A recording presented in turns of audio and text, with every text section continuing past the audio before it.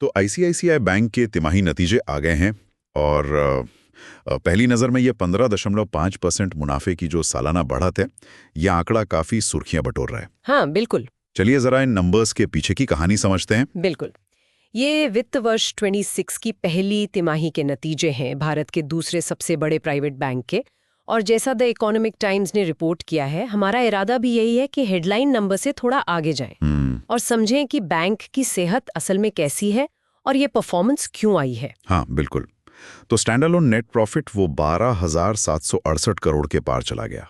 पिछले साल इसी तिमाही में ये करीब 11,059 करोड़ था। हाँ। और नेट इंटरेस्ट इनकम मतलब एनआईआई, जो बैंक की कोर कमाई होती है, वो भी 10.6% बढ़ी है, 21,635 करोड़। ये तो वाकई बहुत मजबूत आंकड़े लग रहे हैं। निश्चित रूप से ये काफी सॉलिड ग्रोथ दिखाते हैं। लेकिन हाँ, इसमें एक दिलचस्प पहलू भी है। वो है नेट इंटरेस्ट मार्जिन, NIM। मतलब बैंक अपने लोन पर कितना कमा रहा है ब्याज चुकाने के बाद। अच्छा। वो थोड़ा सा, बहुत मामूली सा घटकर 4.34% रह गया। पिछले साल 4.36% था। ओके। हालांकि जो कोर ऑपरेटिंग प्रॉफिट है वो 13.6% बढ़कर 17,505 करोड़ रुपए हो गया। ये ऑपरेशनल एफिशिएंसी दिखाता है। और हाँ, एक और चीज, ट्रेजरी से जो गेन हुआ है, हाँ, वो करीब 2 गुना हो गया है, 1,241 करोड़ पर। अच्छा। तो मार्जिन पर हल्का दबाव है, लेकिन फिर भी मुनाफा बढ़ा है। ट्रेजरी इनकम ने भी मदद की है, लेकिन बैंक ने प्रोविजंस भी बढ़ाए हैं ना? हाँ, मतलब जो संभावित डूबे कर्जों के लिए पैसा अलग रखते हैं, वो बढ़ाकर 1,815 करोड़ कर दिया है।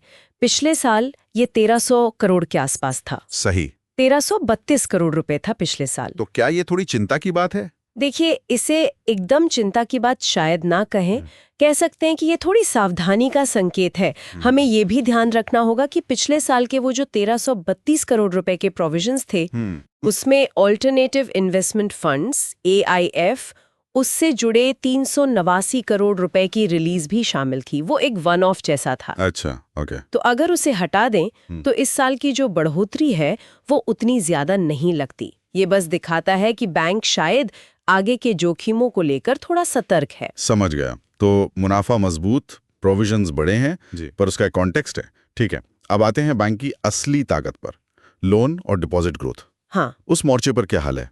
वहाँ तस्वीर थोड़ी मिलीजुली है, लेकिन ओवरऑल मजबूत ही कहेंगे।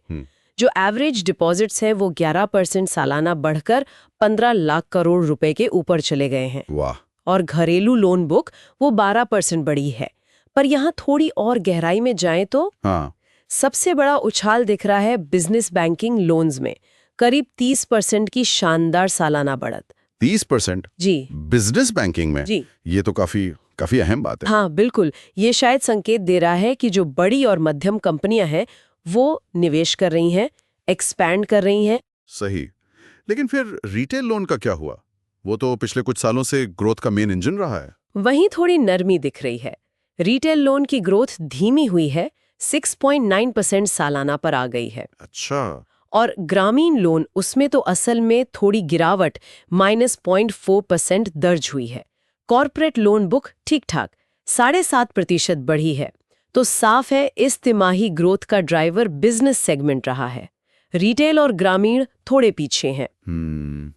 तो ग्रोथ का पैटर्न बदला है थोड़ा। अब सबसे जरूरी सवाल, एसेट क्वालिटी, लोन की गुणवत्ता कैसी है? एनपीए का क्या हाल है? यहाँ अच्छी खबर है।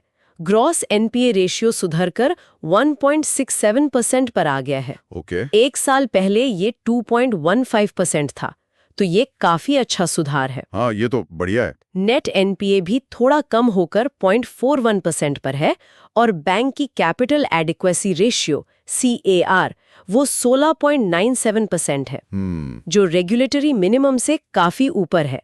CET1 रेशियो भी 16.31% पर मजबूत है।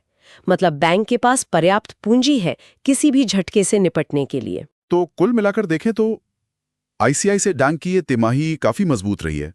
मुनाफा अच्छा है, कैपिटल पोजीशन सॉलिड है, एसेट क्वालिटी बेहतर हुई है। बिल्कुल। और बिजनेस बैंकिंग से जोरदार ग्रोथ मिली है।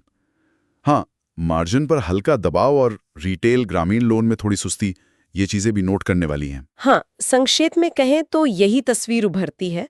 बैंक का प्रदर्शन अच्छा है और जैसा आपने कहा बिजनेस लोन में ये तेजी अर्थव्यवस्था के लिए भी एक पॉजिटिव साइन हो सकती। सही कहा। और अब श्रोताओं के लिए एक सोचने वाली बात छोड़ जाते हैं। जिस तरह से बिजनेस बैंकिंग इतनी तेजी से बढ़ी है, जबकि रिटेल और ग्रामीण लोन थोड़े धीमे हुए, क्या आईसीआईसीआई बैंक को आने वाली तिमाहियों में एक बैलेंस ग्रोथ बनाए रखने के लिए अपनी लोन स्ट्रैटेजी में कुछ बदलाव करने की जरूरत पड़ सकती है? इस पर जरूर सोचा जा सकता है।